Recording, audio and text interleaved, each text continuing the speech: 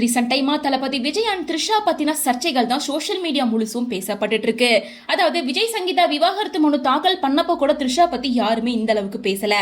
ஆனா இப்போ விஜய் த்ரிஷா ரெண்டு பேரும் ஒரு வெட்டிங் ஈவென்ட்ல ஒரே கலர் காஸ்டியூம்ல ஒரே கார்ல வந்துட்டு போனதுக்கு அப்புறம் இந்த விஷயம் மிகப்பெரிய சர்ச்சைக்குள்ளாயிருச்சு.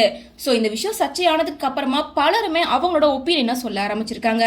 குறிப்பா அரசியல் தலைவர்கள், நடிகர், நடிகைகள் அப்படின்னு சொல்லிட்டு பலருமே இந்த விஷயத்தை பத்தி வெளிப்படையாவே பேச ஆரம்பிச்சுட்டாங்க. சோ இதுக்கு பதில் கொடுக்கற மாதிரி விஜயும் அது என்னோட பிரச்சனை, நான் பாத்துக்கிறேன், சோ அதை பத்தி நீங்க யாரும் கவலைப்பட வேணாம், அது அவ்வளவு ஒர்த்தான விஷயமும் கிடையாது அப்படின்னு சொல்லி இந்த பிரச்சனை பத்தி யாரும் யோசிக்க வேண்டாம் அப்படின்னு சொல்லி எல்லாருக்கும் நம்பிக்கை கொடுத்திருந்தாரு.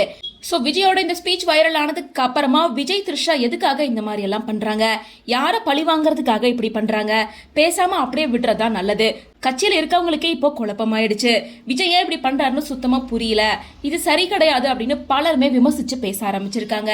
சோ அப்படிதான் ரீசெண்டா நடந்த கலாட்டா ஐகானிக் 2026 அவார்ட் ஃபங்க்ஷன்ல பார்த்திபனுக்கு அவார்ட் கொடுத்திருக்காங்க. அப்ப அவார்ட் வாங்கிட்டு பார்த்திபனை கவிதை சொல்லியிருக்காங்க. ஸ்பெஷலா த்ரிஷாவோட இமேஜை ஷேர் பண்ணி ஸ்கிரீன்ல இதை பார்த்து ஒரு கவிதை சொல்லுங்கன்னு கேட்டிருக்காங்க.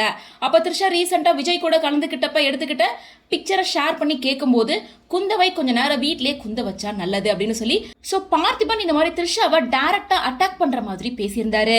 இந்த வீடியோ சோஷியல் மீடியால வைரல் ஆனதுக்கு அப்புறமா த்ரிஷா இப்போ ஒரு ஸ்டேட்மெண்ட்டை ரிலீஸ் பண்ணியிருக்காங்க. அதுல த்ரிஷா என்ன சொல்றாங்கன்னா, ரீசெண்டா ஒரு நிகழ்ச்சியில என்னோட பேரையும் போட்டோவையும் பயன்படுத்தியிருக்காங்க. அதுல என்ன விஷயம், இது தெரியாம தான் நடந்திருக்குன்னு நான் நினைச்சேன். ஆனா அந்த நிகழ்ச்சியோட ஏற்பாட்டாளர்கள், ப்ரொடியூசர்கள் எல்லாமே அந்த ஈவெண்ட்டை ஆர்கனைஸ் பண்ணவங்க என்கிட்ட சொல்றாங்க, ஒரு குறிப்பிட்ட நபர் அவரோட அசிஸ்டன்ட் மூலமா கடைசி நிமிஷத்துல என் பேரை உள்ள கொண்டு வரணும்னு சொல்லி கட்டாயப்படுத்தியிருக்காராமா. இது தற்செயலாம் நடந்ததே கிடையாது, திட்டமிட்டு என குறி வச்சு செஞ்சிருக்காங்க. இப்பதான் புரியுது, மேடை கிடைச்சிருச்சு, கையில மைக் கிடைச்சிருச்சுன்றதுக்காக எதை வேணா பேசிடலான்னு நிறைய பேர் நினைக்கிறாங்க. மைக் முன்னாடி நின்று கத்துறதால நீங்க பேசுறது அறிவான விஷயமோ அல்லது மத்தவங்களை சிரிக்க வைக்கிற நகைச்சுவையா மாறிடாது. சொல்ல போனா அவங்க கிட்ட இருக்க முட்டாள்தனத்தை அந்த மைக் இன்னும் சத்தமா ஊருக்கே தம்பட்டம் அடிச்சு காட்ட போகுது, அவ்வளவுதான். அறிவே இல்லாம மத்தவங்களை காயப்படுத்துற மாதிரி நீங்க பேசுற அந்த தரைக்குறைவான வார்த்தைகள் என்ன பத்தி எதுவுமே சொல்லல. ஆனா அந்த வார்த்தைகளை தேர்ந்தெடுத்து பேசுற நீங்க எப்பேற்பட்ட ஆளு, உங்களோட தரம் என்ன அப்படிங்கறத இந்த உலகத்துக்கே தெளிவா காட்டுது. என்ன காயப்படுத்தும் நீங்க பேசுற அந்த தராதரம் இல்லாத பேச்சு உங்களோட பின்பத்தை உடைக்குது அப்படின்னு ரொம்ப வெளிப்படையா பார்த்திபனை அட்டாக் பண்ணி இந்த போஸ்டர் ஷேர் பண்ணியிருக்காங்க.